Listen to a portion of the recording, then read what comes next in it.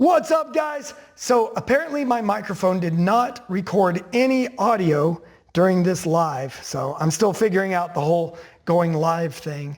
And hopefully that won't be a problem in the future, but it was a problem in this case. So I'm going to narrate the entire lesson. And maybe I'll like this style, but let's get into it. So here I'm just showing how to do the bow, and we're just going over the hands. So I want you to just follow along with me here. And we go left hand over right, we give a slight bow, we bring our right hand to our hip, our left hand on the side, we extend and flip the hands over, and then back of the hands together, you roll, bring your hands up to your side, and then push down. So we'll do it again. So slight bow, hands to the side, hands extended, back of the hands together, roll, and down.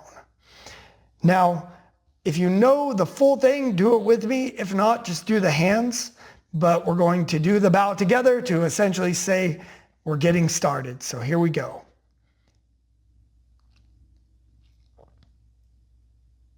Awesome. All right, it's time to rock and roll. So the focus today is going to be footwork. The focus this entire week is really footwork. But we are going to go a little deeper. So in our last lesson, we focused on how to move what I call stocking footwork, where we just kind of move side to side, forward and back. And then we focused on the push shuffle, which is our main style of footwork for an explosive style punching, for being able to close the range fast into punching. And then our slide step, which we use in our kicking. So those were the main styles. And we also worked on how to evade as well. So today we're going to go a little bit deeper and start to combine footwork even more. I also want to look at starting to go into combinations. So in the first lesson, we did a little bit of combinations, but we mostly stuck to what Bruce Lee called single attack. And I say Bruce Lee called, people call that too, but Bruce Lee had what he called the 5 ways of attack. And today we're going to start to look at combination. So now right there, what I'm showing is the importance of footwork, how once you learn a footwork technique, you can often combine it with any of your punches and kicks, and you've essentially doubled all your punches and kicks. So what I'd like to tell my students is that when you're brand new, you learn footwork. When you're intermediate, you focus on punches and kicks. But then when you're advanced, it's all footwork again. It's all taking those punches and kicks and combining them with different footwork. So the more footwork you have, the more techniques you have. It's almost like it multiplies your techniques. So in that one case, I was showing how the switch step, which we often associate with a switch kick, can be combined with your jab to make a switch jab, or sometimes called a switch cross. And so you can combine a lot of different techniques with the same footwork to multiply that. Okay, so now we're just reviewing our on guard position. So make sure you're standing on tracks. I like to have my people jump in the air, and where their feet land is usually about where you're the most balanced. Imagine planks under your feet, and you're just going to step along that plank. So keep the feet the same width apart, but then you're just going to step comfortably forward, lift your heels up, pivot your feet about 45 degrees. Really, you're looking for what feels the most comfortable to you. And remember, we're developing body feel. We want our body to find where it feels natural, and we want to develop that sense of body awareness where it just feels natural. There's an aliveness in my movement. So you see me kind of bouncing around a little bit. The way Sifu Chris Kent would put it is the engine is on. So you have the engine on, and that's how you pull power from the ground into your strikes. And then I was showing with the backhand there that the backhand should be up. It's your last line of defense. So it's got to be up by your head, but it can be wherever you want it to be. And then your front hand can be up or it can be down. It can be moving. It should be threatening like a snake's tongue, is how Bruce Lee put it. And then what I'm showing here is I'm showing how if your guard is static and your hands are up, then for you to fire a jab, a hook, an uppercut or a back fist, you have to reposition your arms, which telegraphs.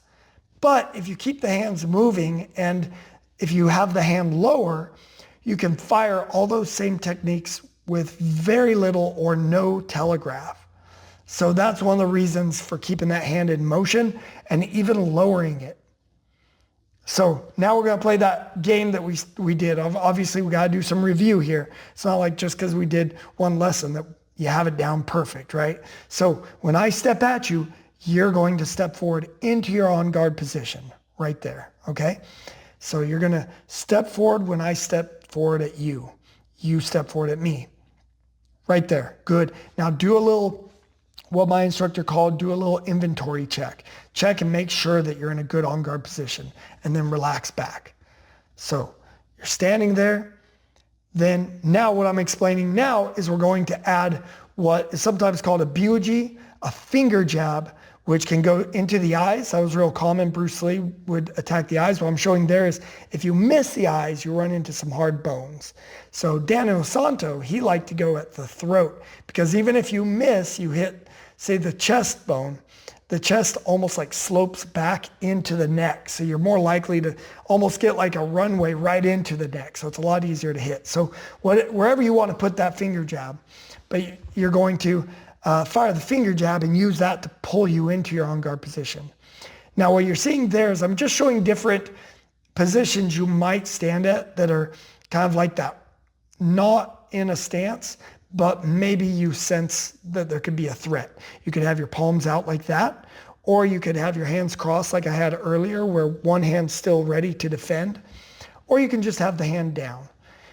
However you do it, you're going to fire your finger jab and let that pull you in. So if you imagine like you're walking your dog and he goes running and it yanks you on the leash, the hand should be the first thing that moves. So your hand pulls you into your stance, okay? So you should be doing this with me. So when I move, you move, okay? So when I move, you move. And there, I'm pretending like you poked me in the eye. Because if you're doing this right, you should be attacking at my eye. So you should be attacking me when I attack you. All right, now we're going to drop back into our on guard position. So we're dropping forward. In this instance, we're going to drop back. Now make sure when you drop back that you don't line your feet up like you're standing on a balance beam. Also make sure that they're not too wide. So do that inventory, develop that body feel. Okay, so you drop back, check your stance. Do you feel balanced? Are your knees bent? Boom, back again, okay? Good, so you drop back. So let's do it again. So I'm not sure what I'm saying. I'm sure it's really clever. Probably the best stuff you've ever heard. I've got a smile on my face. It's probably the funniest thing you've ever heard. Anyway. Oh, this is nice because you don't know what I'm saying. I could, oh, there I go. Did I get you? Did I get you? Did you get distracted by whatever I'm saying right now? And then you missed when I stepped back.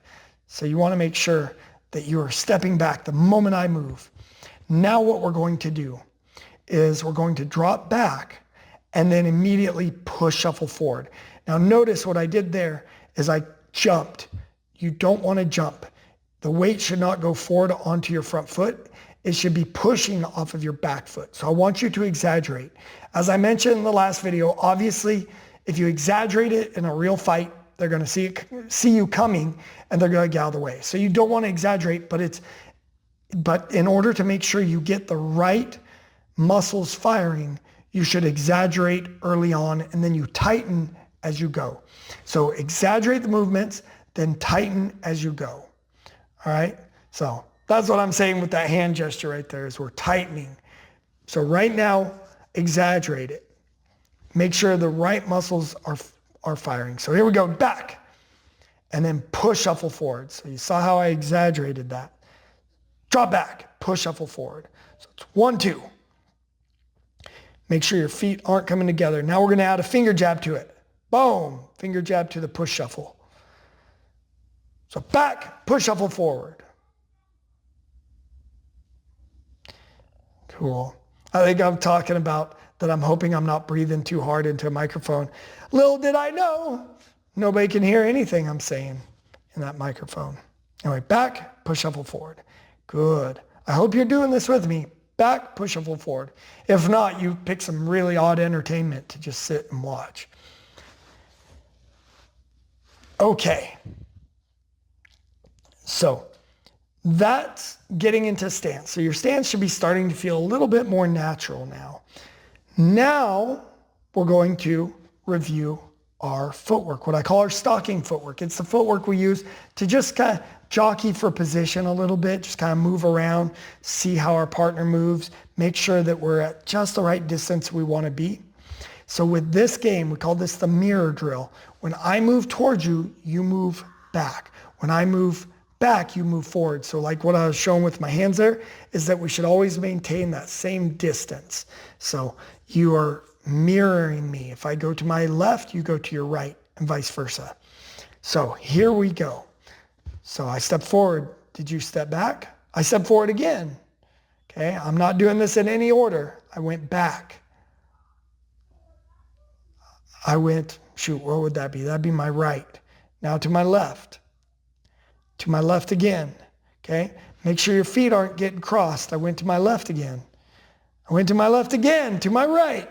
Right, right, right, back, back, forward, back, forward, forward, back, back, forward, forward, back, to my left, to my right, back. Ooh, switch step. That was me just being goofy though. Although, congrats to you if you got it.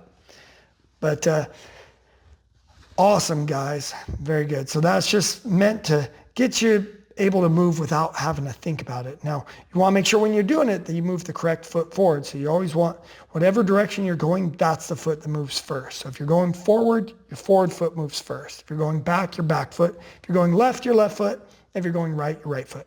So what I was doing there, I wasn't cleaning up a weird nosebleed or something.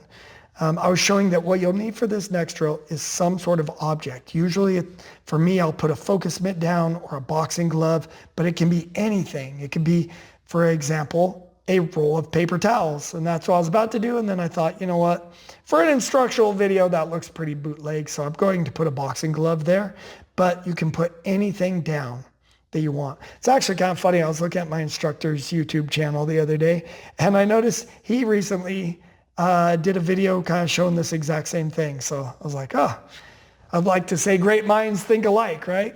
So what I'm showing there is that the reason why we put something down is because that helps us visualize our center line in a three-dimensional point of view. So a center line is an imaginary line in front of your body. And that's where you get the most power. So if you imagine when you're punching, you punch right down your center line. You don't punch off to one side or the other. That's the silly punches you saw me throwing. You wouldn't do that. And so what I'm showing there is that I want to work on getting angles on my opponent, because then my center line is going to be on them and their center line is going off in a completely different direction.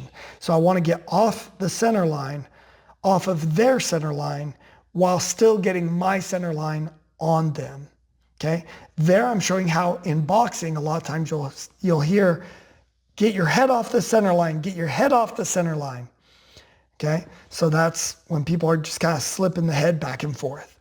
So even though in Jeet Kune Do, you hear center line is a very common approach to looking, it's a very common lens is to talk about fighting through the lens of the center line. It is a term that's used in boxing and other martial arts. It's just not as emphasized, but every combat art is aware that the implications of whoever controls the center line tends to control the fight. So now, because we're using an object on the floor, whatever direction I go, my back foot is going to step a little farther than my front foot, and I'm going to start to arc around that object. So I'm not just going side to side.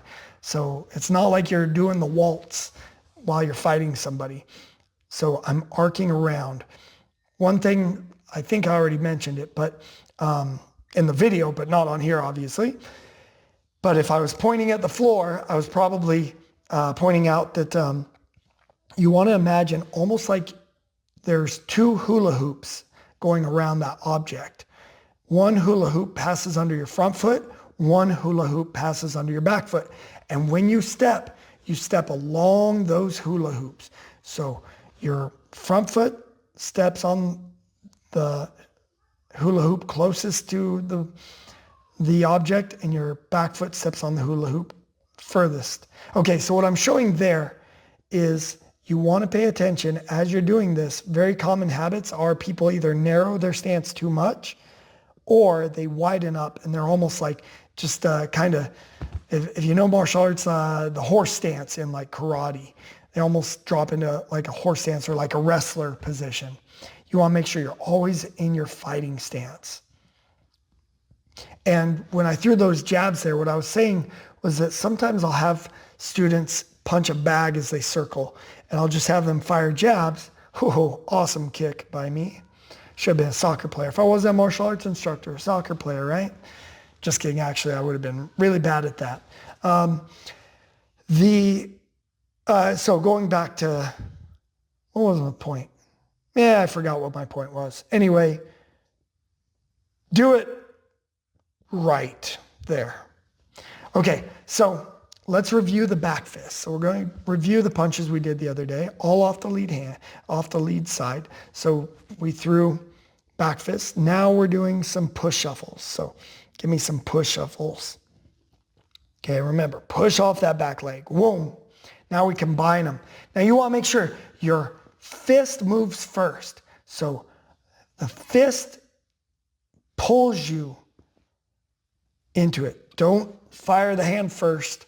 Don't push off the ground first. The hand leads you in to battle. So it snaps, and just like you're snapping a towel. So what I'm showing there is that the back fist works best when my hand is kind of like if my finger were down. Now we're going to transition where if we pointed our finger would be in, I call it nose picking position, because if I went forward, I'd stick my finger right up my opponent's nose. And that's where we're going to fire our lead straight from. So here we're going to use our push shuffle to drive that lead straight. Good. Same rule though, lead hand moves first. Everything else catches up. So we fire that lead straight. Whoa, just like that. Whoa, good, good, good. As I'm saying to myself, oh, good job, Forrest. I'm patting myself on the back, just so you guys know. All right, so now let's go over the slide step. So slide step, we just kick our feet together, okay? And then we're going to add that round kick. Remember, on the round kick, it's like you're trying to kick your shoe off your foot. So you're just flicking your foot, okay? So we're using that to close the distance. So we slide up, fling that foot out there. We slide up, fling that foot out there. Good. Make sure you land in a good on-guard position too. Don't just kind of land wherever. You want to have a good recovery. The recovery is very important. Okay, we're going to do the same with side kick. So on the side kick, we're using our butt muscles, our booties. So you want to turn your hip over. Your back foot should go almost behind your front foot, which is the opposite when it comes to the round kick. The hip is going in different directions. Anyway, what you saw me do there when I lifted my knee really high is if you were firing it at the knee, then you bring your knee up. So it's like you're stomping down on like a board that's on like leaning up against a fence. If you're going to the body, then the heel comes right up off the ground, straight up into the target. So anyway, I hope you're practicing this as I'm talking. So if not, just pause this, knock out 5 or 6 reps or however many reps you want to do. At the end of the day, you should do this, 10,000 times. That's the number, right? 10,000. Fear the man who throws something 10,000 times. So knock out however many you want today because, every drop in the bucket counts. Okay, so now we're going to play with combining footworks. We're going to evade and then fire. Now what I'm showing there is you might evade the punch. So let's say the person punches at you. You use a push shuffle going backwards. I lift my back foot up and I push off my front foot. You push shuffle back, and then the person might be in range for you to just hit. So you don't need to push shuffle back in. However, because we're trying to focus on footwork right now, I want us to assume that we actually do have to move back in. So either could be true, but we're going to focus on the person punches at us. Maybe they're just really tall. Maybe we went back too far, or maybe they moved back after they swung. Whatever it is, we're going to push shuffle back and then spring back in. And what I was showing there is that these are some common mistakes where people bring their feet together either when they go back or when they go forward. They'll bring their feet together. Make sure you're not doing that. Also make sure when you go back that you're not lifting your front foot up off the ground. Instead, you could spring load into what is sometimes referred to as like a cat stance in traditional martial arts. Or I go back, I'm almost like in a slight cat stance. My back leg, when you saw me make the motion of almost like pulling back a slingshot, that's what you want to feel. You want to feel the springiness off the back foot, like you're loading that back foot to spring back in. So my instructor used to say the ground behind you should be like a springboard. So you use the ground to send you back in. Okay. Again, probably dropping amazing wisdom knowledge bombs right here. If only I could remember. I don't know if that face suggests wisdom right there. I don't know. Anyway, I guess we just get to see me. Maybe we got to get some, maybe AI can interpret what I'm saying pretty soon. Okay, so now we're going to evade the kick and then return our kick. So now we're combining slide steps. So we did push shuffles. Now we're combining slide steps. The person kicks at us and then either goes backwards or maybe we went a little too far back. We're going to slide back in. So we're going back and forward, back and forward. Sometimes this is referred to as a pendulum. Okay, now we're combining the two. We're combining the slide step back and the push shuffle forward. And remember, you want your fist to lead you in. So when you go back, the person, you want to try and catch them with your punch as they're recovering, as they're landing. So you don't want them to be recovered, landed back in a balanced stance before you hit. So it should be go back, boom, spring forward immediately. So there we go. Feel like I'm losing my voice as I'm talking. I've noticed that when I'm talking into a microphone, I project differently. Okay, I don't know what that was about, but I think I'm explaining the importance of, I don't want us to focus on the punches and kicks independent of our footwork. I want us to develop good footwork right now because something my instructor used to, I reference Sifu Chris Ken a lot. It actually reminds me just how much I have learned from him, the fact that I'm referencing him so much. But one of the things he used to talk about is no matter how strong and powerful you are, if you don't have good footwork, you're essentially just a cannon pointed in one direction. And so as long as your opponent stays out of that direction, they don't have to worry. So here we're going to combine two push shuffles forward. So this is some new patterns. We haven't played with this yet. So we're going to do lead straight to back fist. So lead straight, back fist. Lead straight, back fist. And again, you still want your hands leading the charge. They pull you in to each technique. So lead straight, back fist. Good. Good job, past Forrest. Yeah, there we go. So push shuffle, push shuffle. So 1, 2. And you're welcome to do this without the punches. I mean, just do the footwork. That's the important part anyway. Just do the footwork part. And then add in the punches when you're ready. Now, there I'm talking about the difference between what are referred to as organic combinations and inorganic combinations. So organic combinations are combinations that flow naturally with each other, like the lead straight punch to the back fist. Inorganic would be the opposite. For instance, a back fist to a lead straight, which doesn't really flow very well. Both are great ways to do things because organic combinations work well because they flow so well together. Inorganic combinations work really well because nobody expects them, because they don't flow together, so nobody throws them. So both are great to develop. But if you miss an inorganic combo, it can be really tiring. So for example, a cross hook is a very organic combo. A cross is not very organic. And so because of that, 2 crosses in a row can land because a person expects the hook after the first cross. So they tend to start to guard for the hook, which opens them up to that second cross. But it's very exhausting because it doesn't flow together. So you almost have to it's almost like driving 100 miles an hour and then throwing your car in reverse. So, okay, so right now we're just focusing on organic combinations, and now we're doing kick to punch. So we're doing lead round kick to back fist. And I'm using my back fist to pull me in to my stance. I'm not dropping into my stance first. I'm kicking and then using my back fist to pull me into my on guard position. So kick, punch. Kick, punch. Oh, I feel a sneeze coming on.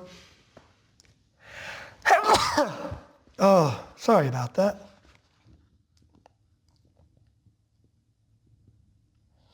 All right. Not really sure what I'm doing there. Oh, okay. So now we're going to combine kicks together.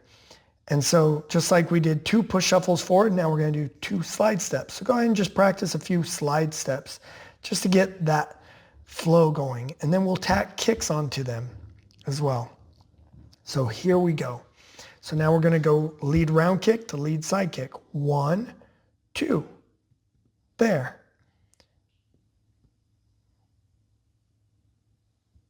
Sorry about the pulsing video. 1, 2. So this is why I like to just pre-record everything. If there's a hiccup, I just re-record it. Going live, there's so many unknowns, but I like getting to work out with people too. So, which if you're like, well, this isn't live. It was filmed live, but because I don't have 1,000 subscribers on my Austin Impact Jeet Kune Do channel, I have to go live on my personal channel to actually go live. But I used to use my personal channel way back before YouTube had branded channels. And so I have a lot of Jeet Kune Do past students and just people that found me online, 15 years ago on there. So it's kind of cool. I'm catching up with some old students as a result of going live, but on my personal channel, and then I'm just re-uploading them onto my Austin Impact Jeet Kune Do, my branded channel. Okay, so we did a bunch of that. Now, I don't know. Now what are we doing? I have my notes. Let's see. I remember, man, it's so funny because I have this problem in my classes is I go over time so much. I call it martial arts time. Time just flies by so fast. And so,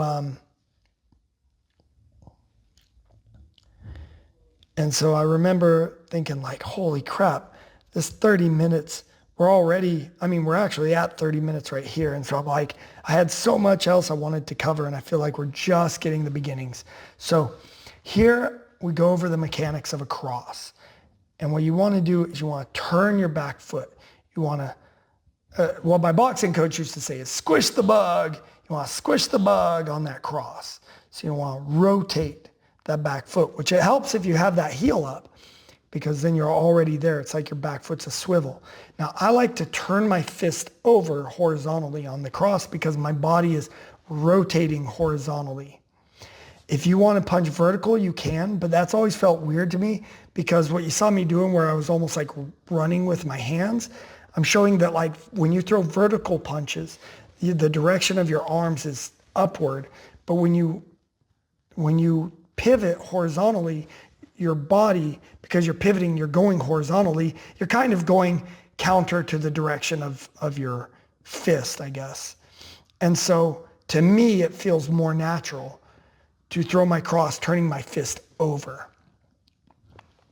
But totally up to you. If you want to punch vertical on the cross, go ahead. It feels like I'm kind of running up against, it's almost like, I don't know, it just like doesn't flow. Now the hook punch, you want to throw it with the elbow up. You want it in a straight line.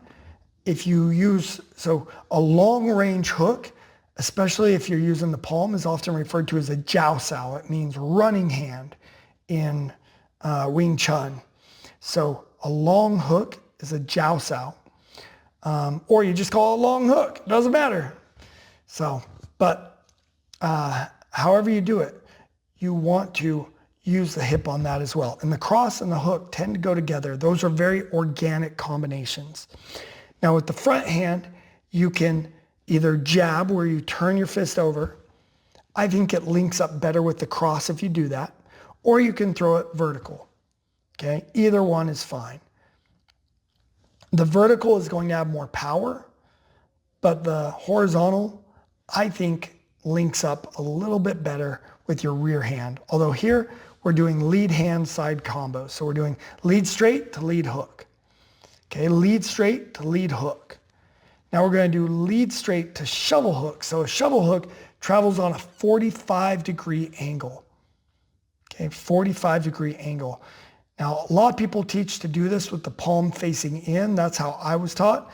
And there now I'm just making overtly sexual gestures at the camera. Just kidding. I'm showing a kettlebell swing. When you use your hip, you want to think of almost like if you've ever swung a kettlebell. That's what you're trying to do with your hips. So it's not a rotation like the hook is. It's more of a, well, to stick with my humor, it's like a thrusting. You are thrusting your hips. So same with the uppercut. It's a thrusting up. This one, I do turn my palm to face me. On the shovel hook, I actually had we had a coach who was a boxing coach at our gym, and he had shown me that he likes to go with his fist palm down, which is different than the way I learned it. I learned it palm facing me. But he showed me he liked to do it that way because it lines all of your knuckles up on one rib on your opponent. So so the palm towards you is technically more powerful. You spread all your knuckles along multiple ribs. Whereas if you do palm down, you get one knuckle on one rib. So it's it kind of penetrates more and is more likely to go in between the ribs as well. So I do it palm down, but most people do it palm up. All right, so we did lead straight to lead hook, lead straight to shovel, lead straight to uppercut, and lead straight to cross or jab cross, however you like to do it. So do several reps of each if you didn't do that. And then we've done lead straight to back fist. And we're going to go deeper into the mechanics of the hook and the cross in next week. So this week is all footwork. Next week is power generation. So we're going to focus on generating power. Okay, let's see. What am I talking about? I have no idea what I'm talking about right now.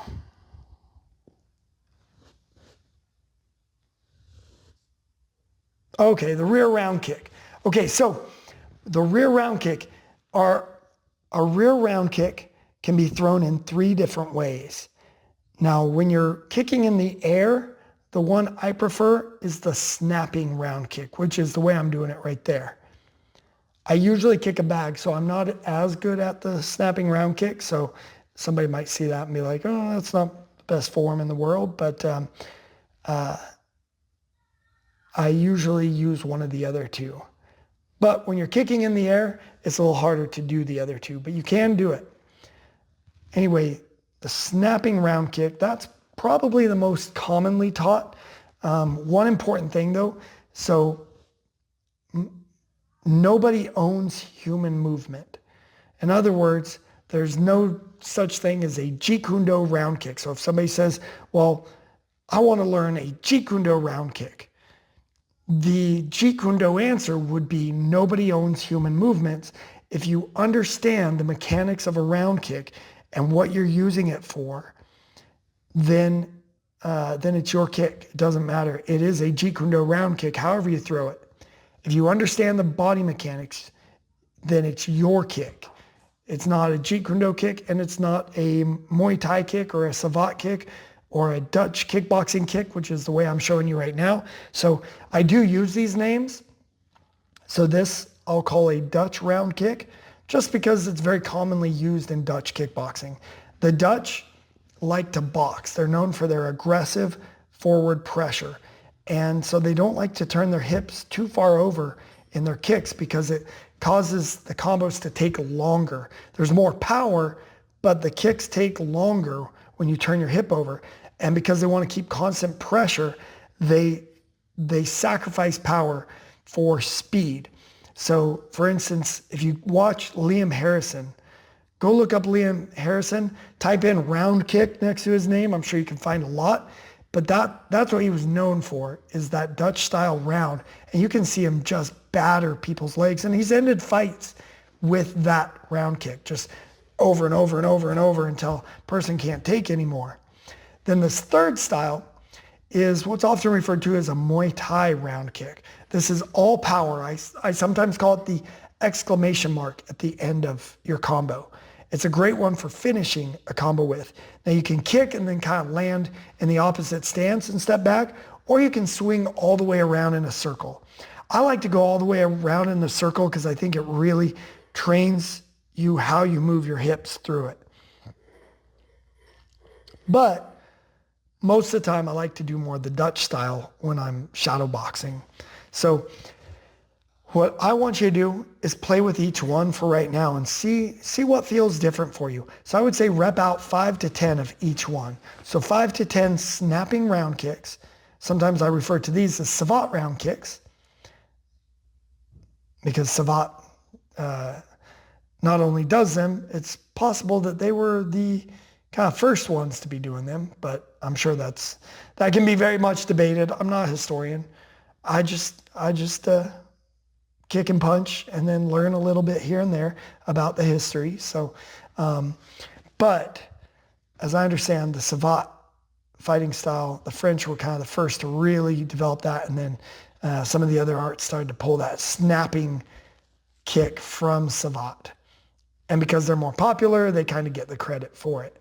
But anyway, whether that's true or not, do that one 5 or 10 times. Then do the Savate style 5 to 10 times. So what I'm showing there is that so do the snapping round kick 5 to 10 times, then do the Dutch style. I think I actually said the Savate style.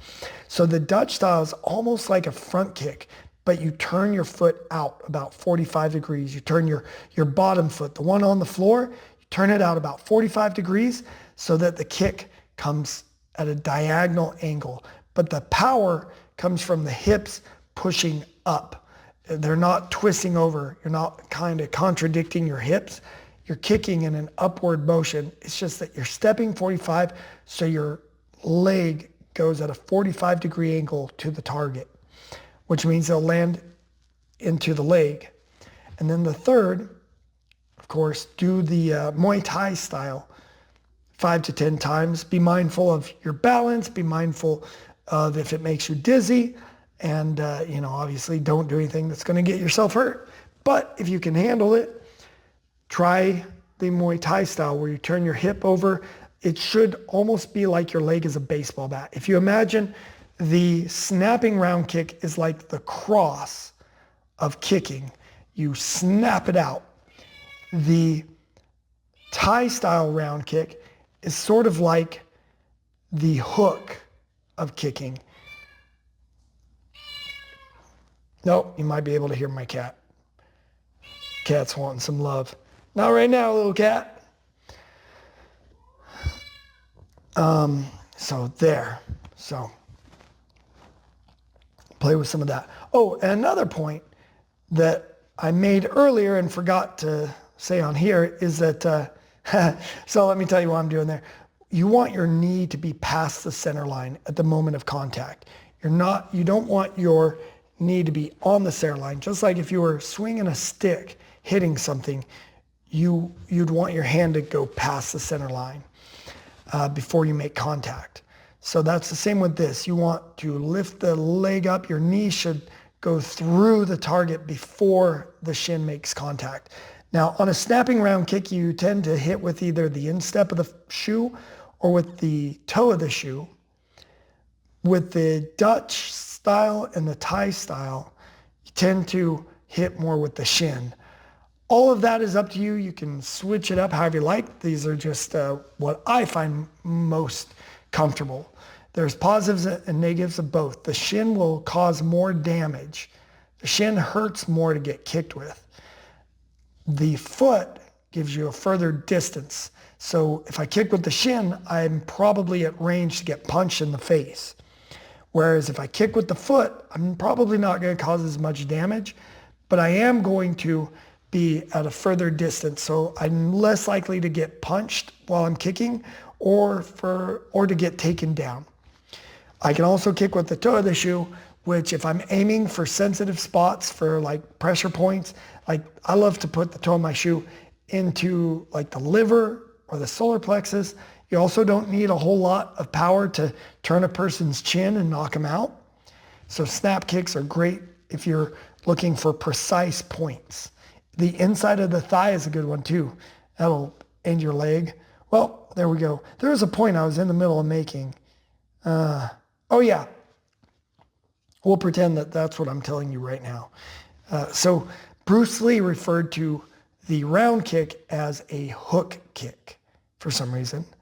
And yeah, I just call it a round kick. So just to avoid confusion. All right, there's my hand. Look at it. Look at it. Don't turn away. Look at it.